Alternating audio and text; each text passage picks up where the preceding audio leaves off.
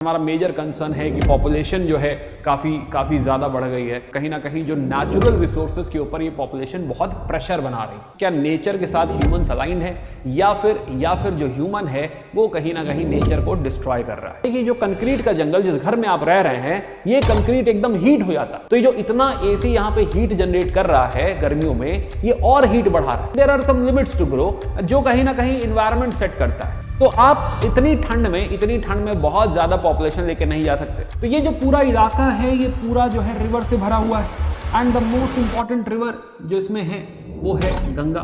तो भाई जो एंशियंट इंडिया थी उसमें जो हम लोग थे या जो इंडियंस थे उनका ओवरऑल एनवायरनमेंट के प्रति क्या विचार था, क्या जो है थॉट प्रोसेस था, आइए इसको समझते हैं। हेलो दोस्तों और वापस स्वागत है आपका ओनली आईएएस में। और हम बात कर रहे थे एंशियंट इंडिया की।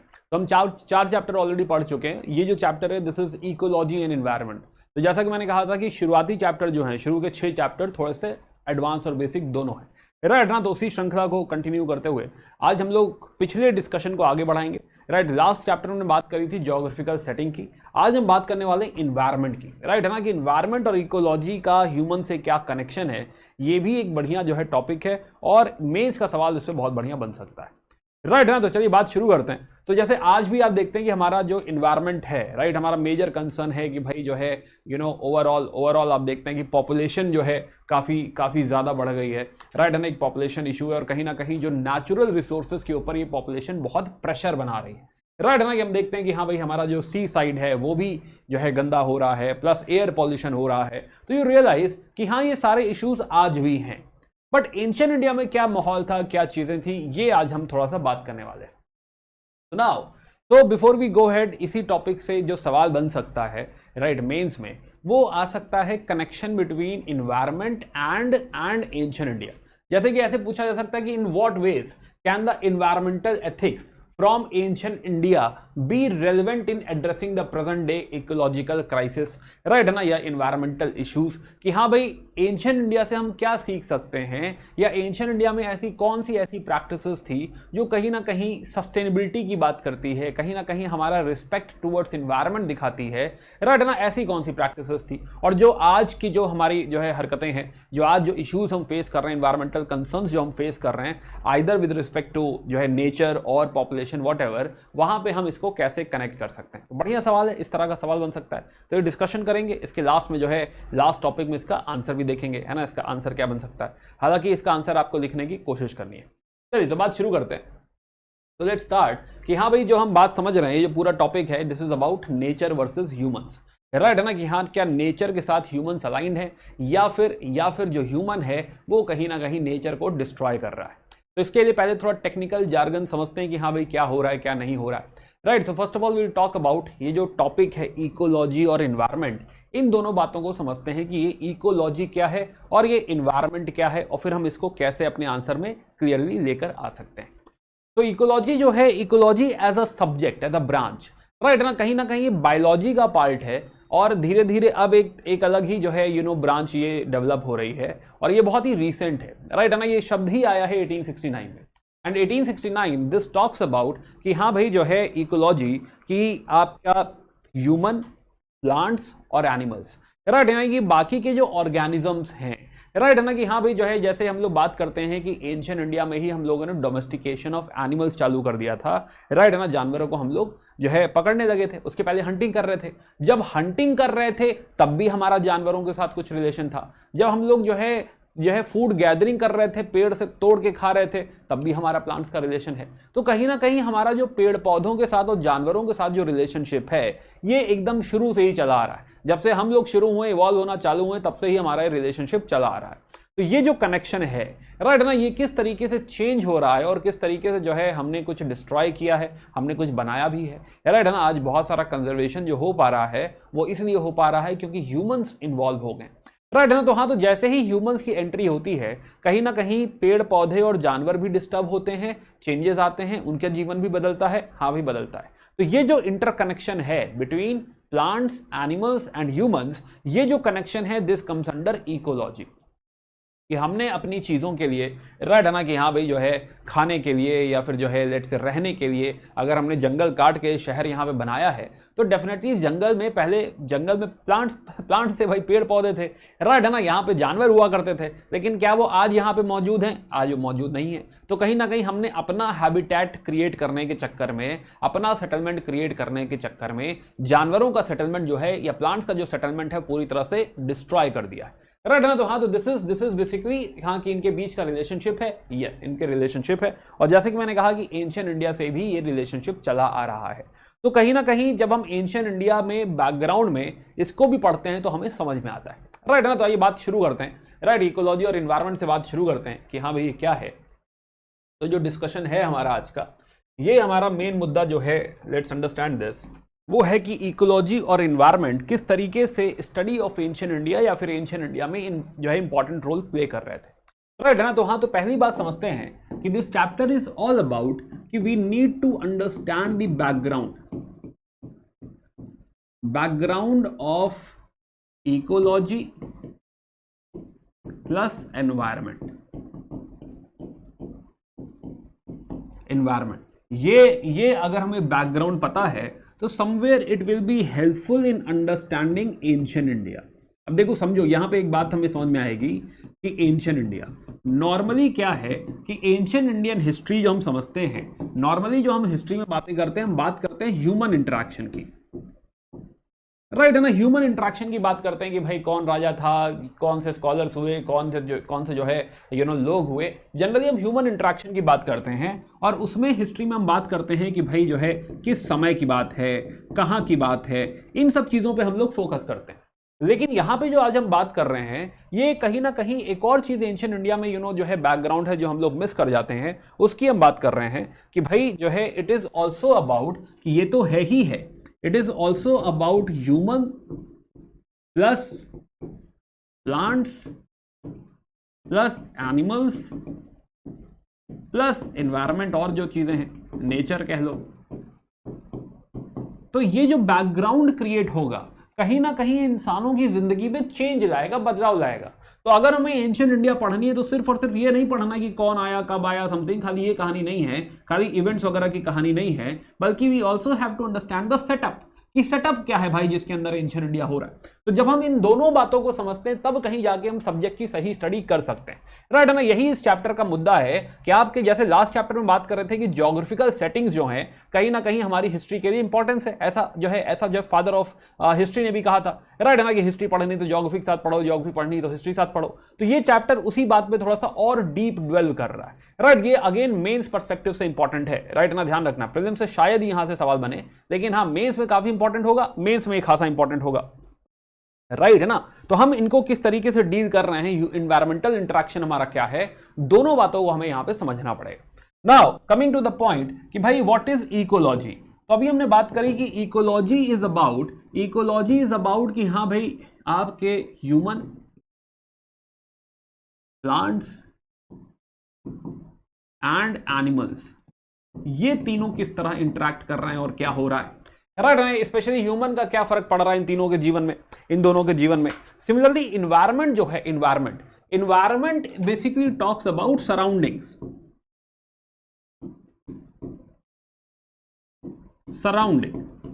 नाउ सराउंडिंग जो है, सराउंडिंग आपकी हो सकती है नेचुरल, हो सकती है नेचुरल सराउंडिंग, हो सकती है नेचुरल बोले तो जैसे कि सॉयल हो गया, आपका जो है क्लाइमेट हो गया, राइट, माउंटेन्स हो गए, एटसेट्रा एटसेट्रा, राइट है ना। सिमिलरली मैन मेड, जैसे जैसे हम लोग रहने लगेंगे तो हम अपनी सराउंडिंग खुद भी क्रिएट करने लगेंगे, राइट। मैन मेड कि हाँ भाई घर कैसे बना रहे हैं, राइट, ड्वेलिंग्स प्लस जो है लेट से अर्बन है, रूरल है, हमारी कल्चरल जो है यू कैन से एनवायरनमेंट, हमारा सोशियो पॉलिटिकल एनवायरनमेंट, राइट है ना। ये सारा जो है ये हमारा एनवायरनमेंट बनेगा, राइट है ना, कि हाँ तो घर प्लस अपना खाना वाना बना रहे हैं तो इसमें हाँ फूड भी आ जाएगा, ट्रांसपोर्ट आ जाएगा, नदी आ जाएगी, नदी के ऊपर डैम बना दिया हमने, राइट ना। तो ये सारी चीजें भी आती जाएंगी, ये सारी भी चीजें आती जाएंगी। तो दोनों चीजें कंसिडर करी जाती हैं। When we talk about environment, environment can be natural, कि हम नेचुरल एनवायरनमेंट का जिक्र कर रहे हैं, it can be man made. जैसे कि आप अगर किसी शहर में रह रहे हैं तो आप देख रहे हैं कि आप एक अर्बन स्पेस में रह रहे हैं and it is very much different from the natural setting. आपके आसपास जो है हो सकता है स्काई स्क्रैपर्स हो, बड़ी बड़ी बिल्डिंग हो, ऊंची ऊंची बिल्डिंग्स हो, या फिर एक बस्ती बसी हुई हो, घर बसे हुए हो। क्या ये नेचुरल है? क्या ये नॉर्मल है? नहीं, ये नेचुरल नॉर्मल नहीं है, ये कहीं ना कहीं इंसानों ने क्रिएट किया हुआ है। तो ये जो हम आसपास अपने देख रहे हैं, this is man made, right है ना। इसका इम्पैक्ट पड़ रहा है, इसका इम्पैक्ट पड़ रहा है। जैसे for example urban heating, right है ना, कि अर्बन आइलैंड, कि हम जैसे मान लो दिल्ली नोएडा में रह रहे हो आप, तो ये कंक्रीट का जंगल बन चुका है। अब जब कंक्रीट का जंगल बन चुका है, पहले जब पेड़ पौधे होते थे और सूरज की रोशनी पड़ती थी, तो कहीं ना कहीं जो है ट्रांसपिरेशन से या वाटर बॉडीज की वजह से क्या होता था, टेम्परेचर थोड़ा कूल डाउन हो जाता था, राइट। लेकिन अब क्या है कि जो कंक्रीट का जंगल, जिस घर में आप रह रहे हैं, ये कंक्रीट एकदम हीट हो जाता है, राइट है ना। तो टेम्परेचर और बढ़ जाता है, उसमें भी आप एसी लगा देते हैं, है ना, एसी और टेम्परेचर फेंक रहा है। अब हर बिल्डिंग में जो है लेट से 100-200 एसी लगे हुए हैं, हर जो है आप 1 किलोमीटर के दायरे में जाइए तो वहां पे कुछ नहीं, 1 लाख एसी मिल जाएंगे आपको। तो ये जो इतना एसी यहाँ पे हीट जनरेट कर रहा है गर्मियों में, ये और हीट बढ़ा रहा है, राइट ना। तो हाँ, तो कहीं ना कहीं आज जो हम बात करते हैं कि क्लाइमेट चेंज हो रहा है, टेम्परेचर बढ़ता जा रहा है, इसमें ये सब भी रीजंस हैं, और राइट, स्पेशली लोकल जो इलाका है आपका, उसमें ये बहुत बड़ा रीजन है ना, कि हाँ गर्मी बढ़ती चली जा रही है। खैर जो है अगेन हम ये नहीं कह रहे कि हाँ जो है एसी से ही पूरी गर्मी बढ़ी जा रही है, but we also we must say कि हाँ ये लोकली कंट्रीब्यूट कर रहा होगा, ये लोकली कंट्रीब्यूट कर रहा होगा। बट उसके अलावा भी अंडरस्टैंड कि हाँ जो भाई जो है आपके गाड़ियां हैं, राइट, गैस एमिशन है, CO2 का लेवल बढ़ रहा है ना, तो उससे गर्मी और बढ़ रही है। हाँ, मैं तो क्लाइमेट चेंज हो रहा है, ये तो भाई अलग मुद्दा है, एनवायरमेंट में देखिएगा। फिलहाल लेट्स गो बैक, तो लेट्स अंडरस्टैंड कि हाँ ये कहानी क्या चल रही है, जिसमें हम कह रहे हैं कि हाँ एनवायरमेंट और ह्यूमन दोनों ही एक दूसरे से इंटरैक्ट करते हैं। इस मुद्दे पर जो है बात करते हैं, इस कहानी को और आगे बढ़ाते हैं। तो हम बात करेंगे environment and human advance. Now एक सवाल उठता है, एक पॉइंट माना गया है एनवायरमेंटल डिटर्मिनिज्म, है ना। ये थ्योरी पहले मानी जाती थी, एनवायरमेंटल डिटर्मिनिज्म। पहले समझते हैं कि क्या है एनवायरमेंटल डिटर्मिनिज्म। तो एनवायरमेंटल डिटर्मिनिज्म कहीं ना कहीं कहता है कि भाई एनवायरमेंट ही सब कुछ डिटरमाइन करेगा कि हम कहाँ रहेंगे, क्या होगा, जो है कैसे जिएंगे, हमारा नेचर कैसे होगा, राइट, हम गुस्से में बिहेव करेंगे कि एक कूल डाउन रहेंगे, राइट, हमारे बाल कैसे होंगे, हमारी आंखें कैसी होंगी, हमारी हाइट कितनी होगी, इन सब चीज़ों, ये सारी चीज़ें किस पे डिपेंड करेगी, इन्वायरमेंट पे।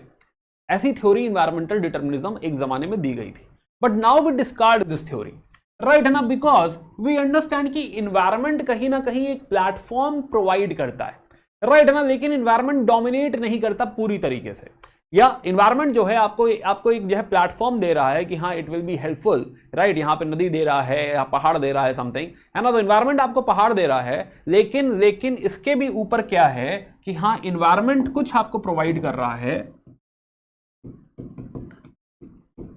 राइट है ना। थोड़ी कंडीशंस इन्वायरमेंट डेफिनेटली क्रिएट करता है, लेकिन एक और जो फैक्टर मैटर करता है वो है ह्यूमन एफर्ट्स। अब समझो जरा इस बात को कि ह्यूमन एफर्ट्स बहुत मैटर करता है। इट इज नॉट ओनली कि हाँ एनवायरमेंट जैसा चाहेगा वैसा होगा, राइट है ना, कि हाँ environment, it's not about environment, it's about कि ह्यूमन ने भी तो स्ट्रगल करके अपने आप को इवॉल्व किया है। एनवायरमेंट ने हमसे थोड़े कहा कि इस तरह का टेक्नोलॉजिकल जो है अपग्रेडेशन करना या गाड़ी बना लेना, राइट है ना। हम लोगों ने बनाई, गाड़ियां बनाई, हमने जो है बिल्डिंग्स बनाई, जो है अब हम स्पेस में जा रहे हैं, चांद पे जा रहे हैं, राइट है ना। तो वी रियलाइज कि ह्यूमन एफर्ट्स जो है कहीं ना कहीं also plays a very very important role. पहाड़ों पे ऊपर रहना एक बात हो गई, पर जैसे आप कभी शिमला जाओ तो शिमला में आप देखेंगे कि Shimla is a capital city, और शिमला तक की जो पूरी रोड है, राइट है ना, 2 लेन हाईवे है। पहाड़ पे ऐसा 2 लेन हाईवे क्रिएट कर रखा है, राइट है ना। आप शिमला जाएंगे तो आप देखेंगे कि हाँ इट्स पूरा जो है प्योरली अर्बन, कि हाँ भाई छोटे छोटे होटल्स जो है वो पूरे पहाड़ में बसे हुए हैं। तो यू रियलाइज कि ऐसा इन्वायरमेंट ने नहीं चाहा था, कि इन्वायरमेंट नहीं कहेगा कि हाँ भाई इतने बड़े बड़े घर, इतने बड़े बड़े होटल 6-6 मंजिल के आप शिमला में बना लीजिए, राइट। लेकिन हमने क्या किया, ह्यूमन एफर्ट ने कहीं ना कहीं जो है उसमें डोमिनेट किया कि हम पहाड़ काट के रास्ता बना सकते हैं, हम पहाड़ काट के टनल बना सकते हैं, राइट है ना। तो हाँ, तो नॉर्मली आप कहेंगे कि पासेज होगा तभी हम पहाड़ पार कर पाएंगे, या पूरा पहाड़ चढ़ के जाना पड़ेगा। बट ह्यूमन एफर्ट ने क्या किया, ह्यूमन एफर्ट ने कहा कि नहीं, हम पहाड़ काट के बीच में से सुरंग निकाल देते हैं, राइट है ना, उस पार निकल जाते हैं, इसके ऊपर काट काट के चौड़ी रोड्स बना देते हैं। राइट है ना। तो हाँ, तो ये सब किसकी वजह से हुआ? ह्यूमन एफर्ट की वजह से हुआ। अब इसका ऑफ कोर्स कि हाँ, इसके आगे फिर एनवायरनमेंट ने कहा कि अरे ये क्या कर रहे हो, तो लैंडस्लाइड कर दी। राइट है ना, ज्यादा बारिश हुई तो हाँ जो है दिक्कत हो गई, वहां पे लोग बह गए, है ना। तो कभी कभी नदी जो है उफान मार गई, क्लाउड बस्ट हो गया, ठीक है, वो सब ठीक है कि हाँ भाई एनवायरनमेंट भी उसके ऊपर आके अपना रोल, अपना डोमिनेंट रोल दिखाएगा। बट ह्यूमन एफर्ट्स की वजह से ही ये सारी चीजें पॉसिबल हो पा रहे हैं। तो ह्यूमन एफर्ट्स इंपॉर्टेंट है, ह्यूमन एफर्ट्स भी खासा इंपॉर्टेंट है। बट इस चैप्टर में हम मेजर जो बात करेंगे ह्यूमन एफर्ट्स, ऑफ कोर्स हम बात करेंगे कि हाँ, पहली बात तो चैप्टर का मुद्दा है कि दोनों का कंट्रीब्यूशन है। राइट है ना, कि हाँ एनवायरनमेंट का भी कंट्रीब्यूशन है हमारी हिस्ट्री में, और ह्यूमन एफर्ट्स का बहुत बड़ा कंट्रीब्यूशन है। राइट, हमने जो है मगजमारी करके, मेहनत करके जो चीजें क्रिएट करी हैं, वो भी उतना ही इंपॉर्टेंट है जितना एनवायरनमेंट ने जो चीजें हमको दी हैं वो। राइट, तो इन दोनों चीजों को बैलेंस करके जो है हम इस चैप्टर में देखेंगे कि हाँ भाई इसका भी रोल है, उसका भी रोल है। तो पहले तो चैप्टर का मुद्दा समझ में आना चाहिए कि हम चैप्टर में कर क्या रहे हैं। नॉर्मल रीडिंग करोगे इस चैप्टर में कुछ समझ में नहीं आएगा हो क्या रहा है। राइट है ना, कि भाई कहना क्या चाहते हो, ऐसा चैप्टर है ये। लेकिन हाँ, जब आप इसे थोड़ा डीप समझेंगे कि हाँ ये क्या कहना चाह रहा है, देन यू रियलाइज कि हाँ it is talking about this interaction, it is talking about कि हमारे इतिहास में इसका भी रोल है और उससे भी ज्यादा इसका रोल है। ऐसा इन्वायरमेंटल डिटर्मिनिज्म नहीं है कि इन्वायरमेंट ने जो चाहा वही हुआ, नहीं, हमने चाहा वहां साइक्लोन आता होगा, हम घर बना देंगे, हम रहेंगे। राइट ना, कि हाँ ठीक है साइक्लोन आता है तो क्या करें, रहेंगे। अगर कहीं बारिश नहीं होती तो हम ऐसी क्रॉप उगाएंगे जिसे कम बारिश चाहिए। राइट, कहीं बारिश ज्यादा होती है तो हाँ ठीक है बढ़िया क्रॉप उगाएंगे। राइट, बारिश ज्यादा होती है तो हम आर्किटेक्चर घर अपना ऐसा बनाएंगे कि हाँ भाई पानी उसके ऊपर रिसे ना, पानी टिके ना, पानी बह जाए। राइट है ना, इस तरीके से हम जिएंगे। लेकिन हाँ, कभी कभी इन्वायरमेंट भारी भी पड़ेगा, कभी कभी साइक्लोन ऐसा आएगा कि सब तबाह कर देगा, उड़ा देगा, कभी कभी बाढ़ ऐसी आएगी कि हाँ हालत खराब हो जाएगी। राइट है ना, तो हाँ, तो भाई दोनों का रोल है, यही हमें इस चैप्टर में समझना है। चलिए, तो खैर, तो हम बात कर रहे हैं इन्वायरमेंट वर्सेस ह्यूमंस की। तो नाउ, तो इन्वायरमेंट, जैसे पहले ह्यूमंस की बात करते हैं, ह्यूमंस के 2-4 पॉइंट लेकर चलते हैं कि भाई जो है इतना आसान नहीं था सब कुछ। जैसे कि जो है हर जगह जंगल हुआ करते थे, लेकिन इट वाज बेसिकली ह्यूमंस जिसने डिफॉरेस्टेशन किया, जंगलों को काटा। राइट है ना, कि जंगलों को काटा, डिफॉरेस्टेशन किया। राइट, डिफॉरेस्टेशन करके, जंगल साफ करके वहां पे क्या करी, खेती करी। राइट, सीरियल प्रोडक्शन किया,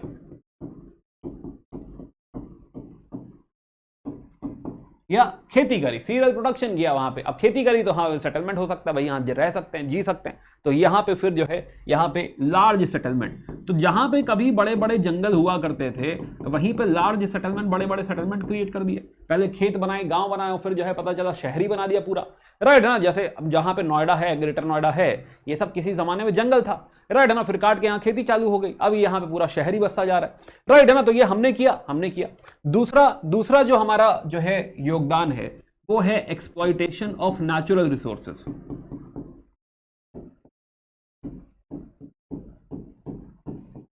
तीन पॉइंट एकदम हम रट डालेंगे। राइट है ना, कि हाँ भाई जो है डिफॉरेस्टेशन कर रहे हैं हम लोग। राइट है ना, तो हाँ, तो पूरा लैंडस्केप ही चेंज कर देते हैं। दूसरा इंपॉर्टेंट, एग्रीकल्चर कर रहे हैं, कहीं भी बच सकते हैं, कहीं भी खा रहे हैं, पूरा सेटलमेंट क्रिएट कर दिया है। और ये जो नेचुरल रिसोर्सेज हैं, ये जो खदानें हैं, हाँ कि हाँ जो है कहीं आयरन है, कहीं कॉपर है, इसको खोद के निकाला है। ऐसा इन्वायरमेंट ने थोड़े कहा था कि खोद के निकालना। राइट है ना, लेकिन हमने कहा जरूरी है, इसे खोदेंगे, तो खोदा, उसे निकाला, फिर नेचुरल रिसोर्सेज को एक्सट्रैक्ट करने की टेक्नोलॉजी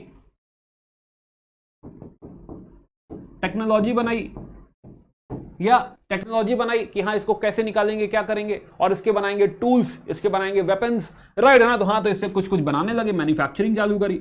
राइट है ना, मैन्युफैक्चरिंग। अब मैन्युफैक्चरिंग टूल्स की भी हो सकती है, मैन्युफैक्चरिंग वेपन्स की भी हो सकती है, दोनों बातें हो सकती है। राइट है ना, दोनों तरह की मैन्युफैक्चरिंग हो सकती है। अब ये जब टूल्स बनाने लगेंगे तो और जंगल काटेंगे। राइट है ना, फिर और जो है सेटलमेंट करेंगे, और बड़ी सेटलमेंट बसाने लग जाएंगे, और फिर नेचुरल रिसोर्सेज काटेंगे। राइट है ना, तो हाँ, तो टेक्नोलॉजी भी ला रहे हैं, उसके लिए टेक्नोलॉजी भी ला रहे हैं। तो ये हमारा जो है योगदान है, हमारा योगदान है।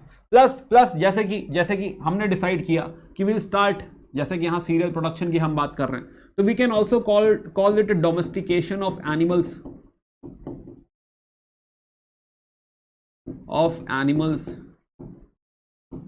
And plants. Domestication of animals and plants, हमने पालना शुरू किया ना, हमको लगा भाई कुत्ता पाला जा सकता है, हमने कुत्ता पाल लिया। राइट है ना, कि हाँ भाई जो है इसको रखो अपने साथ, ये हमें हंटिंग में हेल्प करेगा, वफादार रहेगा, प्रोटेक्शन प्रोवाइड करेगा, एवरीथिंग। हमको लगा कि हाँ भाई जो है कैटल पाले जा सकते हैं, इससे डेयरी प्रोडक्ट मिलेगा, बहुत फायदा होगा। राइट है ना, तो हमने डोमेस्टिकेशन स्टार्ट किया। अब पहले अगेन पहले जो है हम लोग ऐसे देखो कि हम लोग जब हंटिंग कर रहे थे तो जानवरों को मार रहे थे, राइट है ना, खत्म कर रहे थे। जब हम लोग जो है पेड़ तोड़ के खाते थे या वाइल्ड से जो है कुछ भी निकाल के खाते थे, राइट है ना, फूड गैदरर हुआ करते थे, इकट्ठा करके खा रहे थे, तब हम लोग कहीं ना कहीं पेड़ों और जो है आप कह सकते हैं कि जानवरों के खिलाफ थे, जानवर मारे जा रहे थे हमारी वजह से। लेकिन फिर जब हमने डोमेस्टिकेशन चालू किया तो डोंट यू थिंक कि वो जो कैटल था, वो जो जानवर जो हम पालने लगे, उसी को हम लोग ब्रीड कराने लगे, हमने भी उनको अच्छा एनवायरनमेंट प्रोवाइड किया, तो इनका नंबर बढ़ने लगा। तो जानवर बढ़ने भी तो हमारी वजह से लगे। तो हाँ, तो अगर कहीं डिफॉरेस्टेशन हो रहा है, अगर प्लांट्स कम हमारी वजह से हो रहे हैं, तो एग्रीकल्चर में प्लांट बढ़ भी तो हमारी वजह से रहे हैं। बात समझ आ रही है? तो दोनों बातें हैं कि हाँ भाई जो है, अगर हमने डोमेस्टिकेशन चालू किया है तो हमने बेसिकली इन्हीं को मल्टीप्लाई करना चालू कर दिया है। बात समझ आ रही है? इनफैक्ट टेक्नोलॉजी आप एक अलग पॉइंट बना सकते हैं, या एक डिफरेंट पॉइंट हो सकता है। तो हम ये फिलहाल बात कर रहे हैं कि ह्यूमन एफर्ट्स किस तरीके से डोमिनेट कर रहा है। ऐसी जगह जहां पे रहना पॉसिबल नहीं था, घने जंगल हुआ करते थे, हम वहां रह रही है, राइट है ना, जहां पे जो है हमने खेती कर ली, खेती करके सेटलमेंट हमने क्रिएट कर लिया, नेचुरल रिसोर्सेज हम लोगों ने निकाल लिए, टेक्नोलॉजी इस तरह की ग्रो कर ली, और प्लस डोमेस्टिकेशन ऑफ एनिमल्स और प्लांट्स किया, राइट। ये सब इन्वायरमेंट हमको नहीं बता रहा था, ये सब ह्यूमन एफर्ट है, और ह्यूमन ने अपने भरोसे, अपने बदौलत जो है ये सारी चीजें क्रिएट करी, राइट है ना। तो I hope you got enough points कि हाँ ये कैसे हुआ होगा। Now let's talk about environment, कि इन्वायरमेंट जो है, इन्वायरमेंट वो भी कुछ कुछ हमको बताएगा, कहेगा ऐसे थोड़ा सब कुछ करने देंगे, राइट है ना। इन्वायरमेंट कहेगा कि हाँ there will be limitation from my side. तो नाउ तो इन्वायरमेंट के हिसाब से अगर देखो, तो इन्वायरमेंट के हिसाब से हम देखेंगे लिमिटेशंस। फॉर एग्जांपल इन्वायरमेंट हमको लिमिट कर सकता है bye climate change.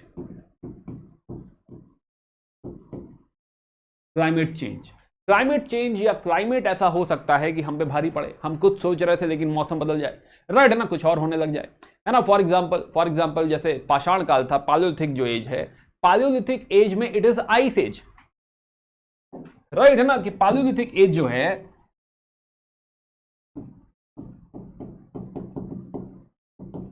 It is ice as.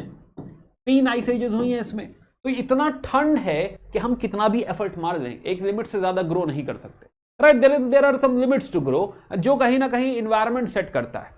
तो आप इतनी ठंड में बहुत ज्यादा पॉपुलेशन लेके नहीं जा सकते, राइट है ना, बहुत ज्यादा जो है फिर सेटलमेंट वगैरह नहीं क्रिएट कर सकते, छुपे छुपे फिरेंगे, जानवर भी कम है, किसी तरह सर्वाइव करेंगे। तो इसीलिए पालियोलिथिक एज में हमारी पॉपुलेशन कम थी। रीजन कि हमारा खुद भाई हम क्लाइमेट ही ऐसा था कि हम सर्वाइव नहीं कर पा रहे थे, राइट। अगेन क्लाइमेट चेंज फिर और बात करते हैं, जैसे कि जो है अगर हम समझें तो मेजर क्लाइमेट चेंज जो है 9000 BC के बाद, जब क्लाइमेट चेंज हुआ 9000 BC के बाद, देयर इज नथिंग मेजर, कोई दुनिया के लेवल पे मेजर क्लाइमेट चेंज है ही नहीं,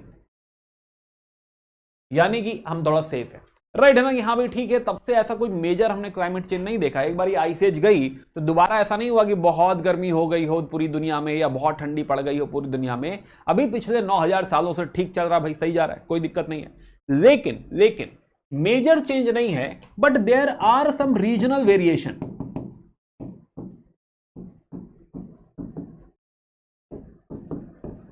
रीजनल वेरिएशंस, अब रीजनल वेरिएशंस के एग्जांपल लेते हैं। रीजनल वेरिएशंस है ना, जिसमें सबसे पहला एग्जांपल है आर्यन माइग्रेशन। ऐसा माना जाता है कि सेंट्रल एशिया में, राइट है ना, कि कहा जाता है कि भाई सेंट्रल एशिया में around 3000 BCE to 2000 BCE, central Asia steppes, यहां क्या हुआ, बहुत कोल्ड हो गया, बहुत ज्यादा ठंड पड़ने लगी। तो ऐसा रीजनल वेरिएशन होता है। तो जब बहुत ज्यादा ठंड पड़ने लगी तो यहां के लोग माइग्रेट करने लगे, कोई माइग्रेट करके यूरोप चला गया, और इसी में से एक वेव जो आई, राइट है ना, वो आई इंडिया की तरफ, जिसे हम कहते हैं कि हाँ this is wave of Aryans. तो जो इंडो आर्यंस हैं, जो इंडस की तरफ जो आर्यंस आ रहे हैं, इंडो आर्यंस, ये जो इंडो आर्यंस हैं ये इसलिए माइग्रेट कर गए क्योंकि क्लाइमेट ऐसा चेंज हो गया।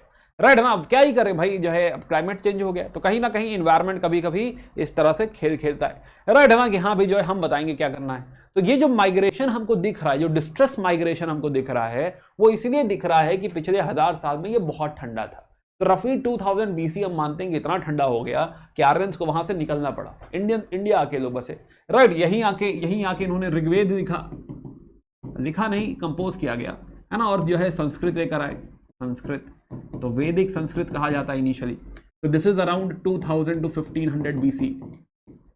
बढ़िया एग्जांपल है क्लाइमेट चेंज का। राइट है ना, एक ये है। दूसरा जो है हमारी इंडस वैली सिविलाइजेशन। तो दूसरा एग्जांपल है जैसे कि जो है Indus valley civilisation. Indus valley civilisation में कहते हैं कि भाई, तो हमारी इंडस वैली सिविलाइजेशन बढ़िया प्रॉस्पर कर रही थी, खूब बढ़िया प्रॉस्पर कर रही थी। राइट, अब यहां पे उस समय क्या था, रेनफॉल काफी होती थी, सफिशिएंट मात्रा में रेनफॉल हुआ करती थी। बट क्या हुआ कि 2000 बीसी के आसपास यहां पे रेनफॉल डिक्लाइन हो गई। जब रेनफॉल डिक्लाइन हो गई तो यही सिविलाइजेशन टूट के अलग हो गई, धीरे धीरे डिक्लाइन हो गई। तो पूरी सिविलाइजेशन डिक्लाइन हो गई क्योंकि ऐसा एक माइनर चेंज आ गया था, रेनफॉल कम हो गई थी। राइट ना, तो हाँ, तो रेनफॉल कम हुई और जो है और ये पूरी सिविलाइजेशन खत्म हो गई। यस है ना। तो इंडस वैली सिविलाइजेशन का डिक्लाइन जो है वो भी माना जाता है कि किसके ऊपर डिपेंडेंट है, आपके क्लाइमेट चेंज की वजह से जो है पूरी सिविलाइजेशन जो हम देखते हैं इंडस वैली सिविलाइजेशन है ना, वो खत्म हो गई।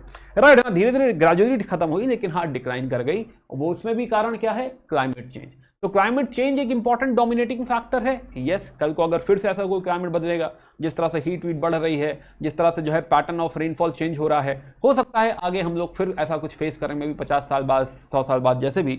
राइट है ना, मे भी, और हो सकता है और स्पीड अप हो जाए जिस तरह से हम लोग की हरकतें। राइट है ना, तो हाँ, तो हो सकता है। नाउ अनदर थिंग इज, जैसे क्लाइमेट में एनवायरनमेंट का एक और फैक्टर लेके चलें तो क्लाइमेट चेंज, दूसरा रिवर्स भी बहुत जरूरी रोल प्ले करती हैं। यस, कभी कभी बहुत ज्यादा जो है इंपॉर्टेंट हो जाती है। इनफैक्ट वी रियलाइज कि जो भी बड़ी सिविलाइजेशंस क्रिएट हुई थी वो सारी नदी किनारे क्रिएट हुई हैं, बड़ी बड़ी नदियों के किनारे, या तो वो इंडस है, या फिर टिग्रिस यूफ्रेट्स हैं, या फिर दुनिया में नील नदी है, चाइना में हुआंगो है। वहां पे आप देखते हो कि आपकी क्या होती है, सिविलाइजेशन क्रिएट होती है। तो वहां पे आप कह सकते हैं कि ह्यूमन एफर्ट तो बाद में आएगा, पहले जो सपोर्टिंग फैक्टर है वो किसने दिया है, वो एनवायरनमेंट ने दिया है। ऐसी नदियां दी हैं कि हाँ वहां पे चीजें संभव है। अब वो क्या क्या चीजें हैं अभी देखेंगे थोड़ी देर में। फिलहाल रिवर जो है, कभी कभी रिवर भी बदलाव कर देती है, जैसे इसका कोर्स चेंज हो जाए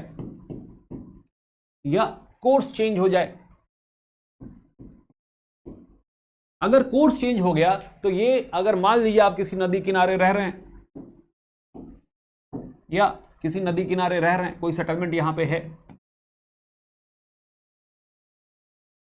कोई सेटलमेंट यहां पे एग्जिस्ट करती है, पर कभी कभी होता है कि हाँ कुछ इन्वायरमेंटल फैक्टर की वजह से पता चला या तो ये नदी इधर से बहने लग गई, ऐसा हो गया, मूव कर गई इधर को, या फिर इसने बहना ही बंद कर दिया। राइट, इन दैट केस क्या ये सेटलमेंट जो यहां पे इस नदी के भरोसे चल रही थी, क्या चल पाएगी? नहीं। तो कभी कभी कोर्स चेंज होना ये भी एक बड़ा जो है फैक्टर हो जाता है सेटलमेंट्स में।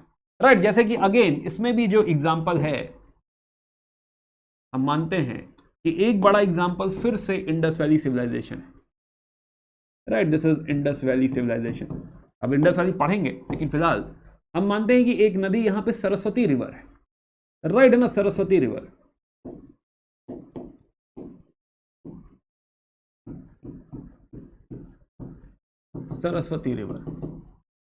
अब अगेन रफली अराउंड 2000 बीसी, जैसे भी हुआ हो, इसने अपना कोर्स चेंज कर दिया। ये सतलज और यमुना से बहने लग गई, आइदर सतलज या यमुना या बोथ, जैसे भी।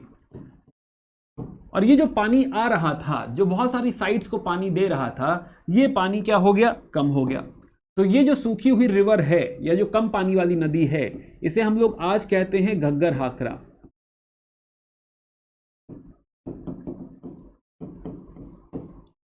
और ये भी इंडस वैली सिविलाइजेशन का एक कारण है।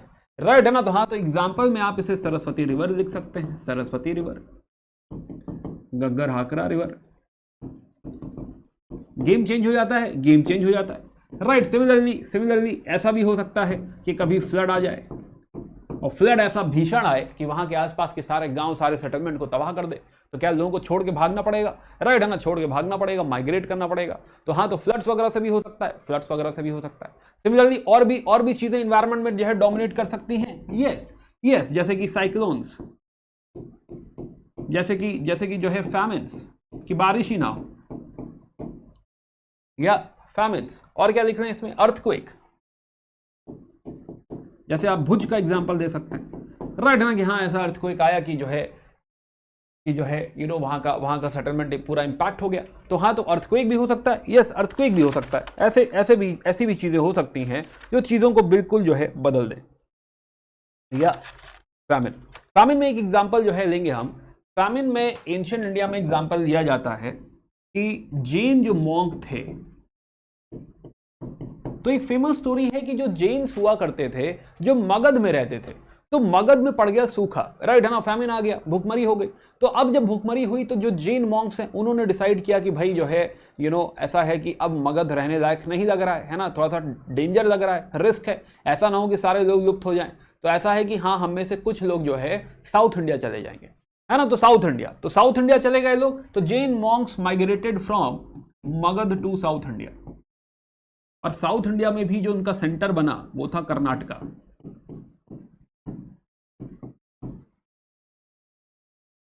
या तो हम इधर एनवायरनमेंट में भी बहुत सारी बातें कह सकते हैं कि किस तरीके से एनवायरनमेंट जो है वो डोमिनेट करता है, और बहुत सारी चीजें, बहुत सारी जो है बातें हमारे ऊपर डिक्टेट करता है। राइट है ना। अब इसी में डिस्कशन में थोड़ा सा और आगे बढ़ते हैं। जैसे अगर हमें अभी सिर्फ इतना बताना होता कि हाँ, जैसे मान लो कहो कि अगर मान लो सवाल हो, जैसे इस साल के सवाल पूछे थे वैसा ही एक सवाल कि how far do you agree और to what extent environment plays a very important role in the development of ancient India, ऐसे करके मान लो सवाल पूछे। राइट है ना, कि हाँ, एनवायरमेंटल चेंजेस या एनवायरमेंटल फैक्टर्स जो है play a very dominant role in the development of ancient India. Right, तो उसमें आप दोनों बातें करेंगे। पहले आप बात करेंगे कि हाँ भाई सही है कि एनवायरमेंट के जो रोल जो है फैक्टर्स हैं वो रोल प्ले करते हैं, but definitely you will have to give full respect to the human efforts, कि हाँ भाई ठीक है जो है करते होंगे, लेकिन उसके साथ साथ ह्यूमन एफर्ट्स भी है। तो जब भी ऐसा सवाल आता है कि to what extent, how far, right, उसका मतलब ये होता है कि कुछ फार तो ये होगा। राइट है ना, कि कितना फार है वो डिपेंड करेगा। डोमिनेटिंग है तो 50% से ज्यादा यही फार होगा। राइट है ना, कि हाँ भाई ज्यादा आप उसकी तारीफ करेंगे कि हाँ यही इंपॉर्टेंट है, तो हाउ फार। पर हाउ फार का मतलब ये होता है कि आपको ये भी बताना है कि उसके बाद कौन है। राइट है ना, कि हाउ फार अगर इट इज रिस्पॉन्सिबल, तो then you have to tell कि हाँ this is responsible, of course dominating factor है, बट उसके साथ साथ a very important contributor is your human efforts, कि हाँ ह्यूमन एफर्ट्स को भी अंडरमाइन नहीं किया जा सकता। आप इंट्रोडक्शन भी ऐसे ही क्रिएट करेंगे कि हाँ भाई जो है एनवायरमेंट और ह्यूमन एफर्ट्स दोनों का ही जो है रोल रहा है, दोनों का कॉन्ट्रीब्यूशन रहा है हमारी एंशिएंट इंडिया के डेवलपमेंट में। राइट है ना। तो हाँ, तो एक सवाल हम लोगों ने हैंडल किया कि development of ancient India based on environmental factors and human efforts. अब ये कैसे भी सवाल घुमा के पूछा जाए, you should be able to address.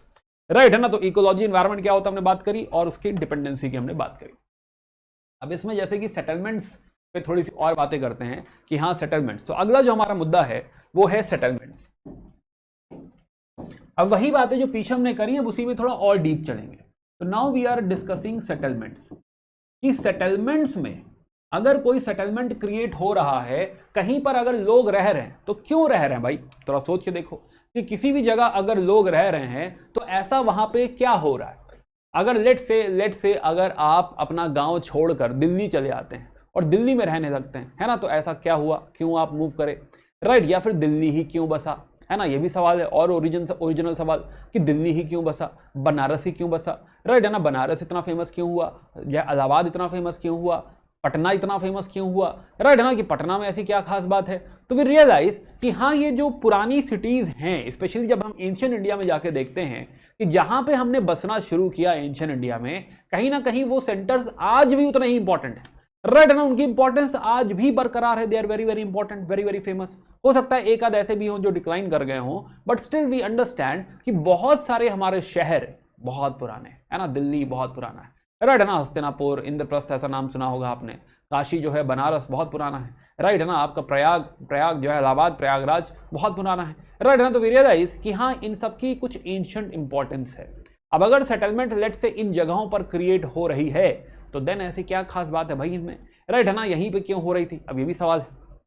तो अपना मुद्दा है अगला settlements, right. Surrounding and settlement करके मुद्दा है कि भाई वहीं पर क्यों बस रहे हैं। तो हम थोड़ा सा केस स्टडी लेने जा रहे हैं, राइट है ना, कि हाँ यहीं पे सारा डेवलपमेंट ऐसा हमें क्यों देखने को मिला। Let us understand this. तो नाउ तो व्हाट वी रियलाइज कि भाई जो सबसे बड़ी सेटलमेंट हमको देखने को मिलती है, तो जो आर्यंस आए थे वो सबसे पहले इंडस वाले इलाके में आए थे और फिर धीरे धीरे वो आगे बढ़े, है ना। तो पहला जो ऋग्वेदिक एरा है वो इस इलाके में, लेकिन जो लेटर वैदिक एरा है वो इस इलाके में है। तो धीरे धीरे ये जो इलाका है ये बसने लगा किस इलाके में, लेटर वैदिक। बट यही इलाका अराउंड 500 BCE वी फाइंड कि यहां पर लार्ज सेटलमेंट्स क्रिएट हो रहे हैं, या लार्ज सेटलमेंट्स हमको यहां पे क्रिएट होते हुए दिखाई दे रहे हैं। और लार्ज सेटलमेंट इसलिए क्रिएट हो रहे हैं क्योंकि यहां पर हो रहा है डिफॉरेस्टेशन। ये सब क्यों हो गया भाई, डिफॉरेस्टेशन। यहां पर हो रहा है जबरदस्त तरीके से एग्रीकल्चर। क्यों भाई, क्यों, है ना। सवाल उठता है कि हाँ भाई ये कितना ज्यादा क्यों बसा, है ना। तो आइए समझते हैं इस बात को। तो बेसिकली हम जो समझना चाह रहे हैं, हम बात करना चाह रहे हैं कि जो गंगा प्लेन्स हैं, गैंजेटिक प्लेन्स, ये पॉपुलेशन का गढ़ क्यों बना, गैंजेटिक प्लेन्स, या है ना, ये क्यों गढ़ बना। ऐसे क्या फैक्टर्स हैं, एनवायरमेंटल इश्यूज या एनवायरमेंटल फैक्टर्स हैं यहाँ पे जिनकी वजह से गंगा प्लेन इतना भयंकर, इतना बढ़िया बना। आज भी आप देखिए तो यूपी, बिहार या यूपी की जो पॉपुलेशन है, आपके पूरे भारत में सबसे ज्यादा लोग अगर रहते हैं तो यहीं रह रहे हैं, राइट है ना, यूपी में रह रहे हैं। तो यूपी, बिहार, बंगाल, ये सब क्या है, वेरी पॉपुलेटेड। रीजन है भाई कि हाँ जो है ये इस तरह का प्लेन है कि ये सब कुछ प्रोवाइड करता है, राइट है ना। यहाँ जो भी इन्वायरमेंटल चीजें हमको चाहिए, जो प्लेटफॉर्म चाहिए, वो सब कुछ हमें यहाँ पर मुहैया हो जाता है। And that is the reason कि इतना जो है बढ़िया ग्रो किया। तो नाउ तो जब ये पॉपुलेशन जब मूव हुई, राइट है ना, आप कह सकते हैं कि रफली 1000 के आसपास, 1000 BC के आसपास जब ये पॉपुलेशन यहाँ पे मूव होती है, तो 1000 BC मूव करने के बाद वो रियलाइज करते हैं कि भाई यहाँ पर क्या है भाई, रिवर्स हैं, रिवर्स, है ना। तो एक बार देखा जाए तो ये जो पूरा इलाका है ये पूरा जो है रिवर से भरा हुआ है। And the most important river जो इसमें है वो है गंगा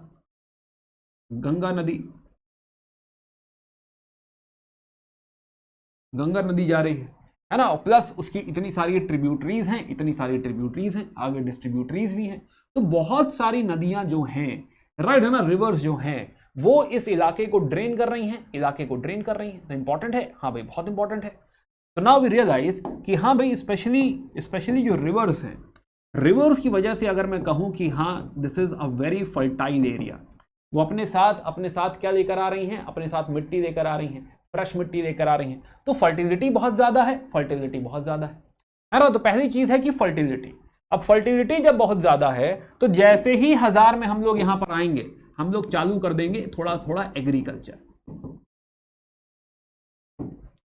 राइट है ना, कि हाँ थोड़ा एग्रीकल्चर हम चालू कर देंगे। थोड़ा क्यों कह रहा हूं मैं, वाई थोड़ा मैं इसलिए कह रहा हूं, रीजन कि जो नदियों का जो इलाका है जो कि इतना फर्टाइल है, तो क्या आपको लग रहा है ये सपाट पड़ा होगा, है ना। सपाट तो नहीं होगा, यहाँ पे होगा जंगल होगा। तो जब जंगल है यहाँ पे और अगर हमें यहाँ पे बसना है, या इन्वायरमेंट ने तो कह दिया कि हाँ ठीक है बसो भाई, बहुत फर्टाइल, लेकिन जुगाड़ तो हमें ही करना पड़ेगा, राइट है ना। भगवान तो नहीं कहेंगे कि हाँ जो है लॉ सपाट कर देते हैं, तो हमें ही मेहनत करनी पड़ेगी, हमें ही कुछ कर्म करना पड़ेगा यहाँ पे।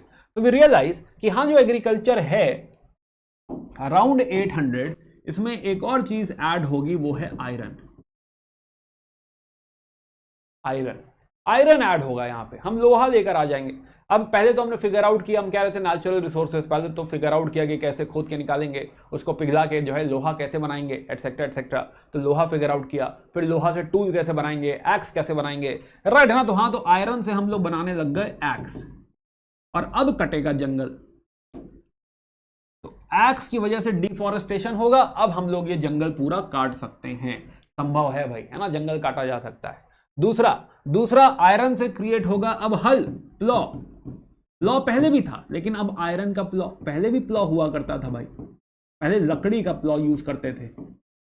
अब लकड़ी का प्लॉ बहुत डीप खोद नहीं पाता था, लेकिन अब जब आयरन का प्लॉ इस्तेमाल कर रहे हो तो क्या एग्रीकल्चरल प्रोडक्शन भी बूस्ट कर जाएगा, एग्रीकल्चरल प्रोडक्शन बूस्ट कर जाएगा, क्योंकि अब आप ज्यादा नीचे खोद सकते हैं, ज्यादा खेती कर सकते हैं, बढ़िया कर सकते हैं। तो अब जमीन भी ज्यादा हो गई भाई, राइट है ना, जमीन ज्यादा हो गई, प्लस उसमें खेती भी ज्यादा कर पा रहे हो, प्रोडक्शन बढ़ता जा रहा है। जब प्रोडक्शन बढ़ता जा रहा है तो पॉपुलेशन बढ़ती जाएगी, तो बड़े सेटलमेंट्स क्रिएट होंगे, इनफैक्ट यहीं पर यू सी कि अब यहां पर टाउन्स क्रिएट होने लगेंगे धीरे धीरे। तो 500 BC तक आते आते यू विल सी टाउन्स, कहने का मतलब अर्बनाइजेशन हो रहा है, शहर बनने लगेगा, राइट है ना। बाय द वे मैं प्रोसेस भी समझाऊंगा कि शहर कैसे बनता है, बट अभी हम लोग इन्वायरमेंट पे फोकस कर रहे हैं, शहर कैसे बनता है अभी इस पे फोकस नहीं कर रहे हैं।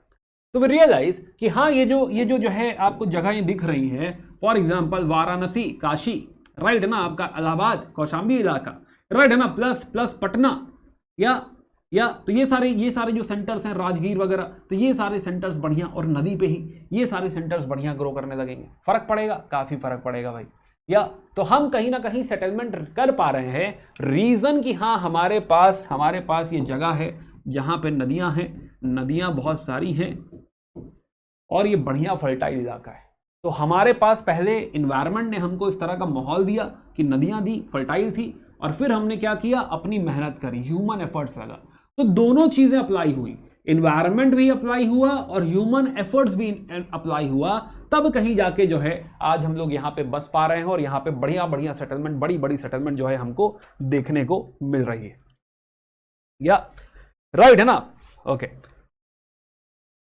सुनाओ अब इसमें कुछ बातें जो है और समझते हैं कि हाँ भाई एक बड़ा रोल है, इंपॉर्टेंट है। एक तो हमने समझा कि भाई इस तरह का माहौल होना एक बात हो गई। दूसरा डिस्कशन करते हैं रिवर जंक्शंस। इसमें और बड़ा रोल प्ले करता है रिवर जंक्शंस। आप कहेंगे सर ये क्या है ना, रिवर जंक्शन से क्या है, कि जहां पे दो नदियां मिल रही हैं, जरा उसके बारे में सोच के देखते हैं। या तो जहां पर लेट से गंगा है और इसमें कोई एक नदी यहां पर आकर मिल रही है। अब होता क्या है कि जब कोई नदी आ रही होती है तो वो अपने इलाके का जो फॉरेस्ट है वो क्लियर कर देती है ना। देखा होगा आपने कि भाई उसने वो पूरा इलाका साफ कर दिया है ना। हम डिस्कस कर रहे हैं रिवर जंक्शंस।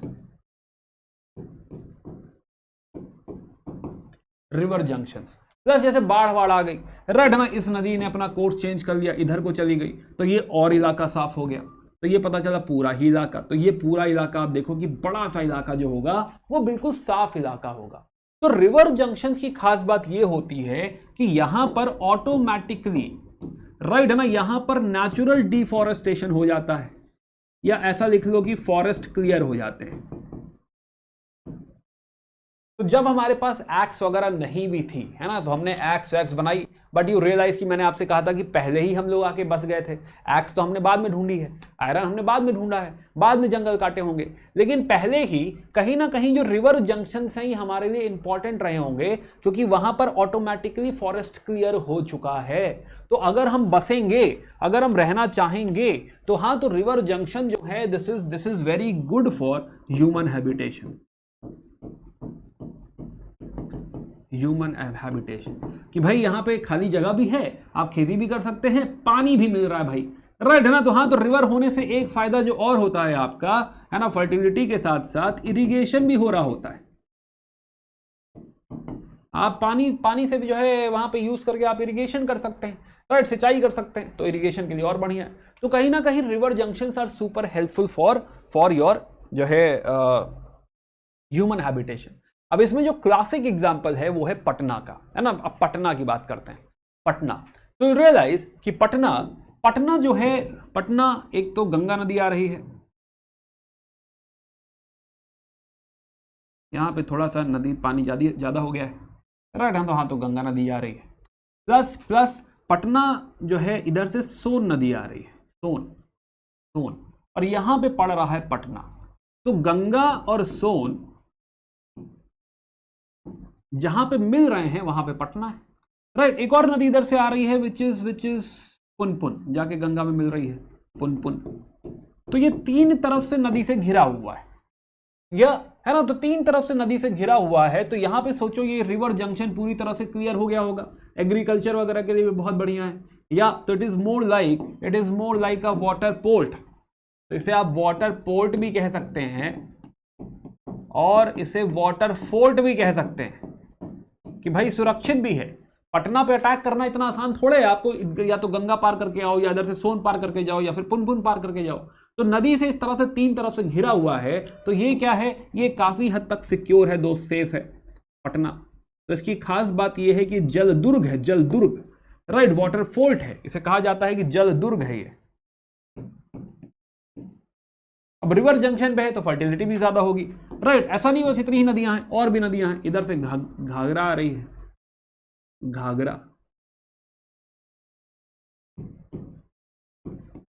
और आगे थोड़ा जाएंगे आगे तो आगे हमको गंडक दिखाई देगी, गंडक भी है, गंडक।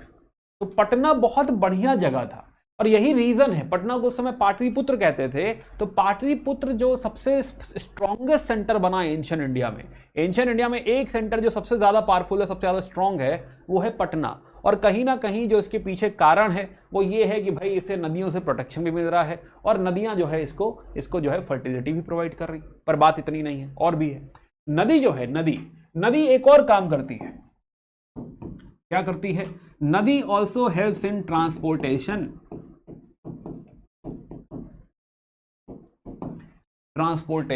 है ना। तो अब सोचो कि जो है इसको कितना एडवांटेज है पटना को, कि पटना जो है, अब इधर से कोई सामान लाना है तो पटना आ सकता है, उधर से कोई सामान लाना है नीचे से ऊपर से, तो चारों दिशाओं से सामान इसके पास आ सकता है।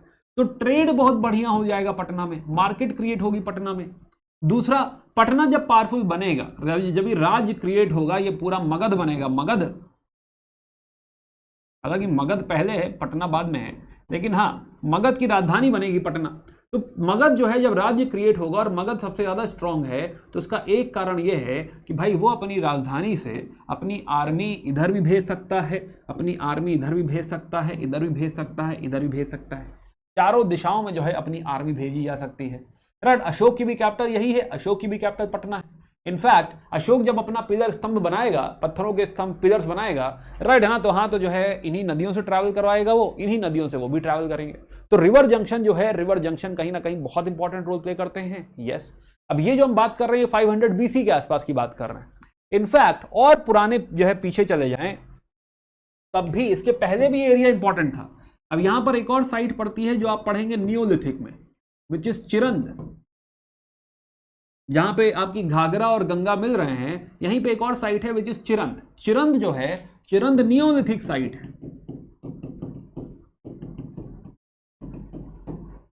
तो आप कह सकते हैं कि कुछ नहीं तो 2500-3000 हजार साल पुरानी, राइट, 3000 BC के आसपास कह लो आप, 2500-3000 BC के आसपास कह लो चिरंद। यहाँ पे फेमस है कि यहाँ पर हमको बोन इंप्लीमेंट्स मिल रहे हैं, यानी वहीं जंगल में शिकार होता होगा, हिरन विरन मारे जाते होंगे, तो जो हिरन के सींग होते हैं, एंटलर्स, उसके टूल्स मिलेंगे हमको। तो बोन टूल्स के लिए भी जानी जाती है जगह, यानी ये जगह पहले से ही बढ़िया थी, राइट है ना। पटना तो बाद में, क्योंकि जगह ऐसी है, एनवायरनमेंट ने ऐसी प्लेस क्रिएट कर रखा है कि यहां पर कुछ ऐसा पावरफुल या फिर कुछ ऐसा जो है कंड्यूसिव, इजी, ऐसा कुछ क्रिएट हो सके। तो रिवर जंक्शंस का बड़ा रोल रहा है, रिवर जंक्शंस का भी खासा रोल रहा है भाई, है ना। तो हाँ, तो इन्वायरमेंट की तरफ से रिवर एक बड़ा योगदान है, राइट है ना। अगर रिवर सही सेटअप है तो इन दैट केस आप बढ़िया सेटलमेंट क्रिएट कर सकते हैं, लंबा रह सकते हैं, वहाँ जो है आपको खाना भी प्रचुर मात्रा में मिलेगा, सारे रिसोर्सेज भी मिलेंगे, सब कुछ बढ़िया चलेगा। जिसका क्लासिक एग्जाम्पल है क्या? गैंजेटिक प्लेन्स इसका क्लासिक एग्जाम्पल है। तो सेटलमेंट से हमने बात करी गैंजेटिक प्लेन्स की। एक लास्ट बात करते हैं रेन एंड ह्यूमन एफर्ट्स। तो एक लास्ट डिस्कशन है अपना rain and human efforts, last नहीं सेकंड लास्ट है टेक्निकली, कि रेन का भी खासा हमारे जीवन पे फर्क रहा है।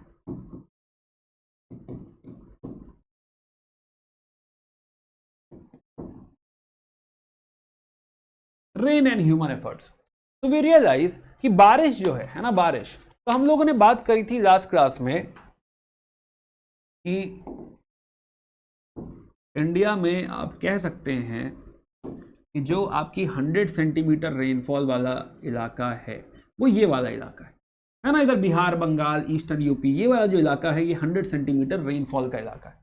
तो अगर बारिश ज़्यादा हो रही, दिस इज 100 सेंटीमीटर, रफली 100 सेंटीमीटर की लाइन है ये, तो 100 सेंटीमीटर यानी कि अच्छी बारिश हो रही है, ठीक ठाक बारिश हो रही है। तो अगर ये बारिश ठीक ठाक हो रही है यानी कि इस इलाके में आराम से आप रह सकते हैं, राइट ना। रेनफॉल, तो रेनफॉल डेफिनेटली सबसे ज़्यादा जो इम्पैक्ट करेगी वो करेगी एग्रीकल्चर पे। अगर बारिश ठीक है तो हाँ भाई ठीक है, इरिगेशन हमेशा जुगाड़ नहीं हो पाता, बारिश अगर है तो बढ़िया। जैसे बिहार का इलाका, आज भी काफ़ी इलाका रेन फेड ही है भाई, अभी भी इरिगेशन का उतना जुगाड़ नहीं है, लेकिन हाँ रेन इतनी है कि हाँ काम चल जाता है, बढ़िया हो जाता है। अगर एग्रीकल्चर इस पर डिपेंड करता है तो ऑटोमेटिकली है कि भाई सेटलमेंट भी इस पर डिपेंड करेगी। जहाँ पे बारिश ठीक हो रही है वहाँ पे जो है आप लोग रहना चाहेंगे, जहाँ पे बारिश कम है, फॉर एग्जांपल इधर थार डेजर्ट वाला इलाका, अब एरिड इलाका है, डेजर्ट इलाका है ना, वहाँ पे आप देखेंगे पॉपुलेशन डेंसिटी बहुत कम है ना, कम लोग रहना चाहेंगे। दूसरा जो ह्यूमन एफर्ट है, राइट है ना, कि हाँ अगर हैवी रेन हो रही है तो एंशिएंट इंडिया में हमारे लिए आसान नहीं होता था। सिमिलरली इसी इलाके में अगर जिस समय बहुत बारिश हो रही हो, ऐसे टाइम में हम लोग वहाँ पे थोड़ा रुक जाते थे, थम जाते थे।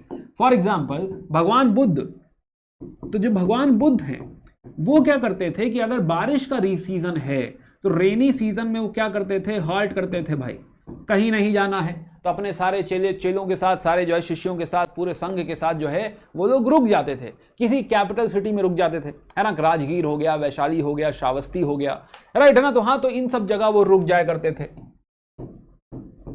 अब ये जो है MCQ भी हो सकता है, वैशाली, श्रावस्ती, तो जो कैपिटल सिटीज थी उस जमाने में वहां पे रुक जाते थे, जिसमें हमें पता चलता है कि श्रावस्ती में कुछ नहीं तो 26 बार रुके हैं। यानी अपने 40 साल के ट्रैवल में, हम देखेंगे बाद में, 26 साल जो है उनका बारिश का जो सीजन है वो श्रावस्ती में बीता है, श्रावस्ती में, राइट ना। तो बारिश से फर्क पड़ता है, बारिश से जो है डेफिनेटली फर्क पड़ता है। जैसे कि आप आज भी देखेंगे कि बारिश के सीजन में शादियां नहीं होती, है ना, कि हाँ भाई हैवी रेन जब होती है, जो हमारा रेनी सीजन है उसमें मैरिजेस नहीं होती। अब ये भी एंशिएंट टाइम से चला आ रहा है ना, कंटिन्यू हो रहा है, आज भी कंटिन्यू हो रहा है हमारे साथ कि हाँ भाई हम लोग, हमारे कोई भी लगन वगन आप देखेंगे तो बारिश के सीजन में ऐसा कोई लगन वगन नहीं लगता भाई, है ना, कोई शादियां नहीं होती, आप देखिएगा, राइट है ना। जो है आप देखेंगे कि भाई जो है जनवरी में एक सीजन शुरू होता है शादी का, और एक दिसंबर के आसपास, नवंबर दिसंबर के आसपास जो है एक आपका मिड दिसंबर तक, बहुत एक्सट्रीम ठंड में भी नहीं, राइट है ना। तो बहुत एक्सट्रीम ठंड में भी आप देखेंगे शादियां आदियां नहीं होती। तो जो है ये भी क्लाइमेट के द्वारा डिसाइड हुआ है, ये भी क्लाइमेट के द्वारा डिसाइड हुआ है। तो कहीं ना कहीं रेनफॉल ने हमारी बहुत सारी चीजें डिसाइड करी हैं। यस, एक हड़प्पा का एग्जांपल ऑलरेडी दिया था मैंने, रेनफॉल कम होने वाला, वो हम पीछे ही बात कर चुके हैं कि हाँ अगर रेनफॉल कम हो रही है 2000 के आसपास तो कहीं ना कहीं पूरी सिविलाइजेशन जो है, राइट है ना, 2000 BC के आसपास रेनफॉल कम हो गई थी। तो पूरी IVC का डिक्लाइन जो है वो इस पे मानते हैं कुछ स्कॉलर्स, वो मानते हैं कि हाँ भाई डिक्लाइन में बहुत बड़ा कारण है रेनफॉल का भी। तो रेन के हमने 2 एग्जांपल देखे। सुना, हम एक आखिरी मुद्दे पे आते हैं, अपने सवाल पे आते हैं। तो सवाल में जो हम लोग बात कर रहे थे, सवाल में हम लोग डिस्कशन कर रहे थे,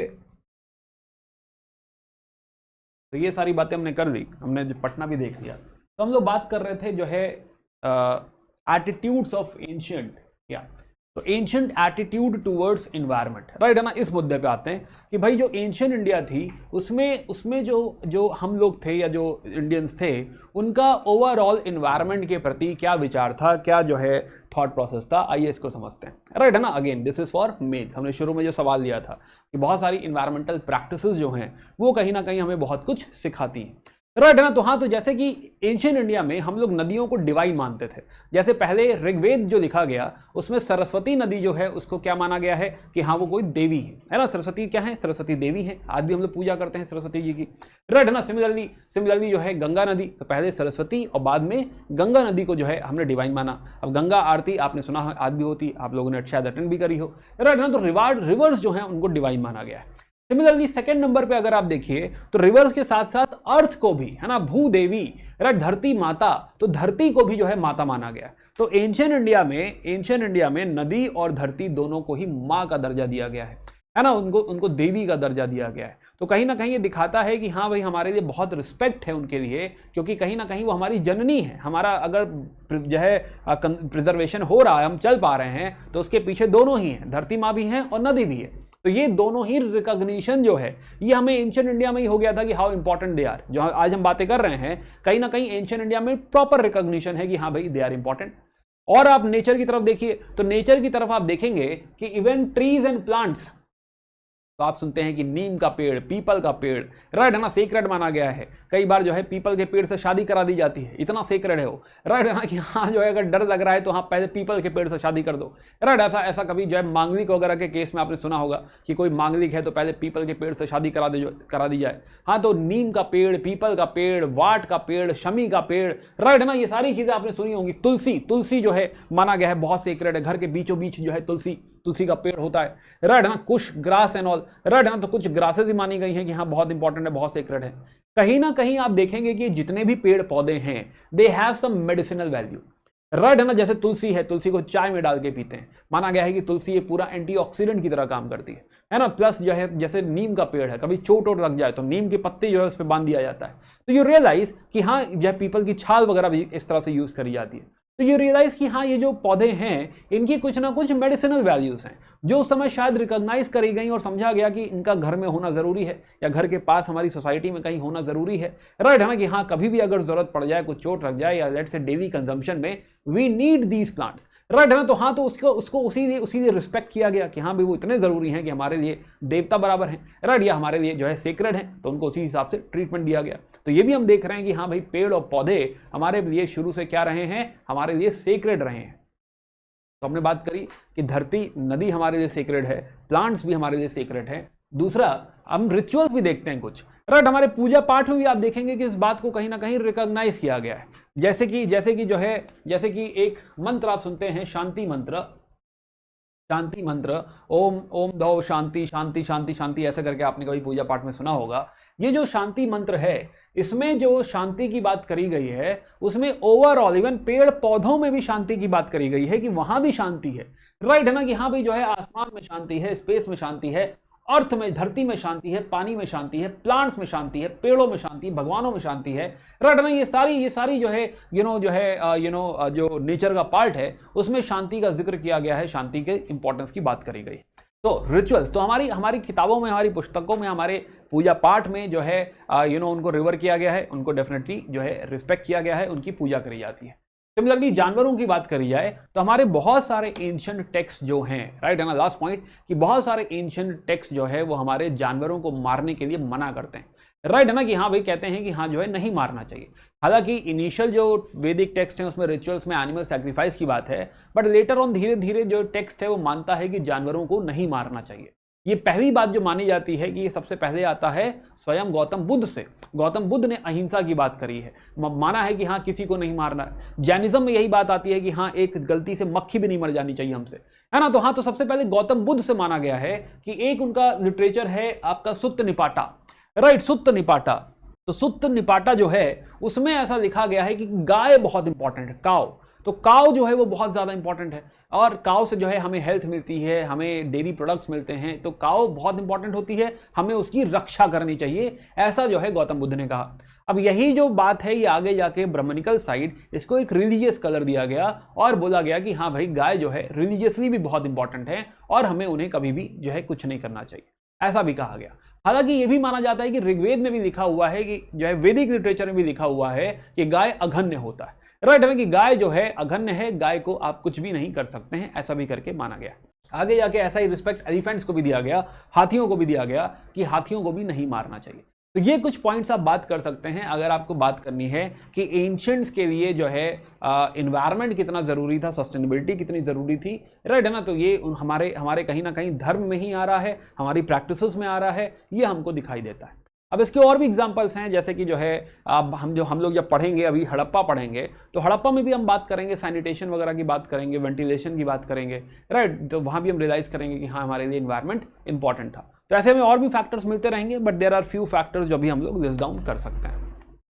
तो फिलहाल हमने जो है ये पूरा समझा कि हाँ भाई एनवायरनमेंट और ह्यूमन फैक्टर्स वगैरह क्या है, ह्यूमन एफर्ट वगैरह क्या है, ये सारी बात हमने रियलाइज़ करी, राइट है ना। नेक्स्ट चैप्टर में हम लोग बात करेंगे थोड़ा लैंग्वेजेस की, तो आखिरी एडवांस चैप्टर है नेक्स्ट टॉपिक, राइट। लैंग्वेजेस वगैरह की बात करेंगे और उसके बाद फिर हम लोग जो क्रोनोलॉजी है कि पाषाण काल एंड ऑल, उसमें हम लोग एंटर करेंगे from the very next class. तो मिलते हैं इन द नेक्स्ट क्लास। जो है प्लीज़ पढ़ाई करते रहिए। Do let me know in the comment section कि ये टॉपिक समझ में आया कि नहीं। उम्मीद है कि हाँ अब समझ में आ गया होगा, राइट है ना। नॉर्मली शायद बुक पढ़ी होगी तो थोड़ा सा लगा होगा कि क्या हो रहा है, बट इसका मकसद जो है वो हमें क्लियर होना चाहिए कि इसमें सिर्फ और सिर्फ मेंस बन सकता है।